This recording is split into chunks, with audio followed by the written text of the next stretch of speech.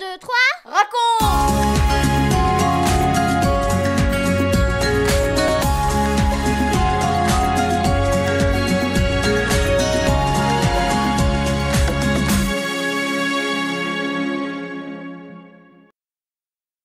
Bonjour à tous, les filles, les garçons, les parents et tous les amis, c'est notre 76e émission.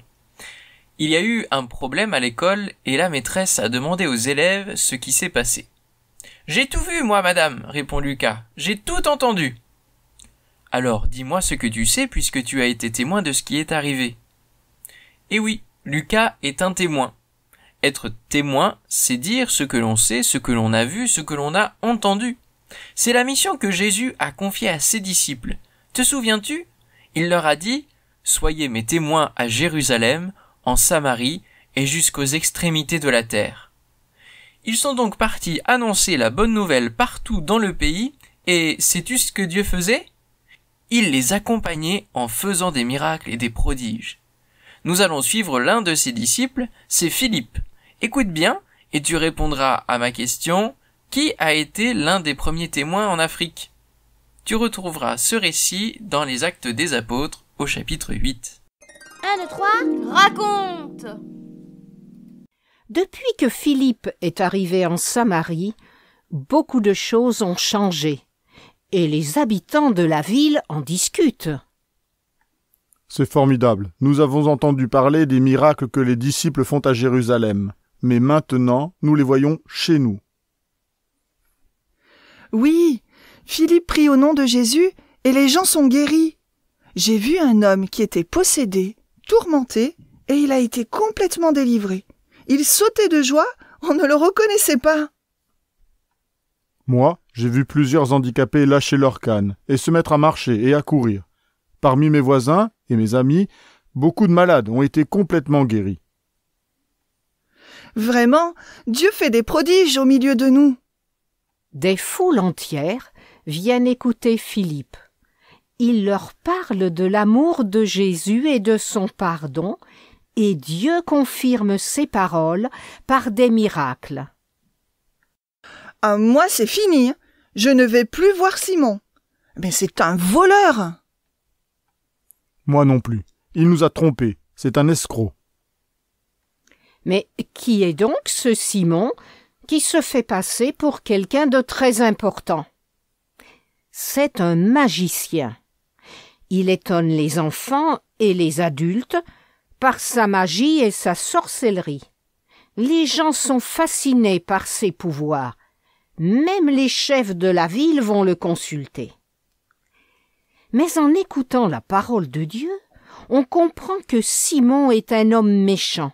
Alors, on se détourne de lui. Un grand nombre d'habitants croient en Jésus.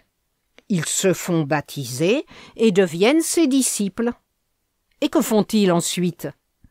Eh bien, ils sont si heureux qu'ils parlent de ce qu'ils ont vu et entendu, et la bonne nouvelle se répand un peu plus en Samarie. Un jour, un ange du Seigneur apparaît à Philippe et il lui dit « Philippe, lève-toi, va sur le chemin qui descend de Jérusalem à Gaza. » Philippe se lève et il part. En cours de route, il entend derrière lui des chevaux qui tirent un char. Quand il le dépasse, Philippe regarde. Tiens, un voyageur qui revient de Jérusalem. L'homme assis dans le char est un Africain. Il ne fait pas attention à Philippe. Il lit et paraît très absorbé par sa lecture. L'Esprit de Dieu dit à Philippe « Avance et rattrape ce char. » Philippe court. Il est maintenant tout près. L'homme poursuit sa lecture à haute voix. Philippe tend l'oreille. Il a été conduit comme une brebis qu'on mène à la boucherie, comme un agneau qui se laisse tondre sans se débattre. Oh, mais il lit la parole de Dieu. Je connais ce texte. C'est une prophétie très ancienne qui concerne Jésus. Dis, comprends-tu ce que tu lis? Non. Je cherche, mais je ne comprends toujours pas et personne n'a pu me l'expliquer. Mais toi, si tu as compris, viens. Monte dans le char et explique-moi. Philippe s'assoit à côté de cet homme qui est venu à Jérusalem pour adorer Dieu et qui repart dans son pays à plus de 700 kilomètres. Il n'a pas eu la réponse à sa question, mais du haut de son ciel, Dieu l'a vu et il a envoyé Philippe tout spécialement pour lui. Cet homme est un ministre de la reine d'Éthiopie. Il gère tous les trésors de la reine. S'il te plaît, explique-moi. De qui parle le prophète? Qui est cet homme qui accepte ainsi d'être condamné à mort, sans rien dire comme un agneau qui va être tondu? C'est Jésus, vois-tu? Il a accepté de donner sa vie pour le pardon de tous les hommes. Philippe lui annonce la bonne nouvelle de l'amour de Dieu, la venue de Jésus, sa mort sur la croix et sa résurrection. L'homme reçoit toutes ces paroles avec joie. Enfin, il comprend et il croit. Le voyage se poursuit. Les chevaux galopent sur le chemin et les deux hommes continuent leur conversation. Oh, regarde! Tu as vu? Il y a de l'eau ici. Est-ce que je peux être baptisé? Si tu crois de tout ton cœur, je peux te baptiser. Oui. Je crois que Jésus est le Fils de Dieu. Je crois qu'il a donné sa vie pour me sauver et maintenant, je veux le suivre et être son disciple. Ils descendent dans l'eau et Philippe le baptise.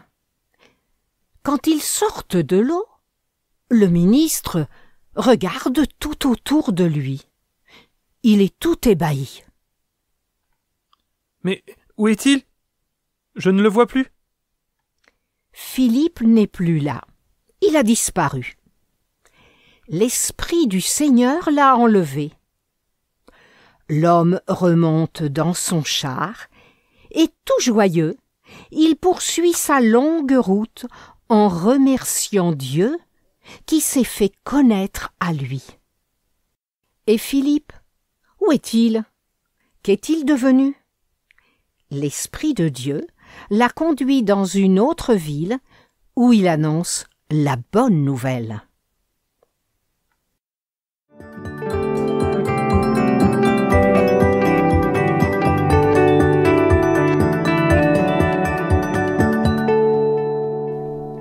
Un, 2, 3, 4, et toi, et moi.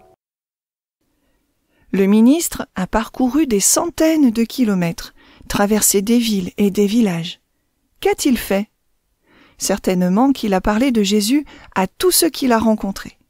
Arrivé dans son pays, en Afrique, il a parlé à la reine, au ministre, à sa famille, ses amis, ses serviteurs.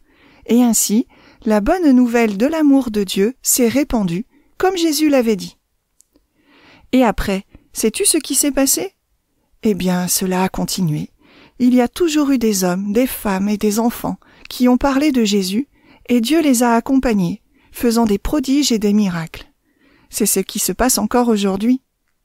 « 4, 3, 2, 1, et nous les parents. » C'est le début du travail missionnaire. L'évangélisation du monde est lancée.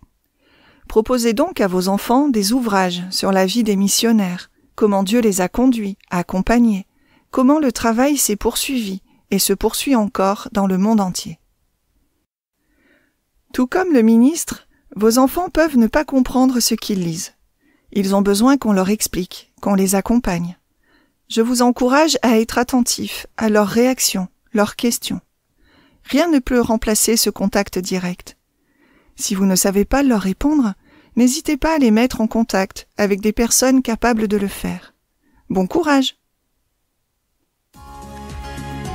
Vous venez de suivre l'émission 1, 2, 3 raconte avec Françoise et Michel Zanellato, Benjamin Lamotte, Céline Girardi, Baptiste Roland, Erwan, Yuna et la collaboration de Vital Radio ainsi que 365histoire.com. Si vous avez aimé cette émission, n'hésitez pas à la partager autour de vous. À bientôt!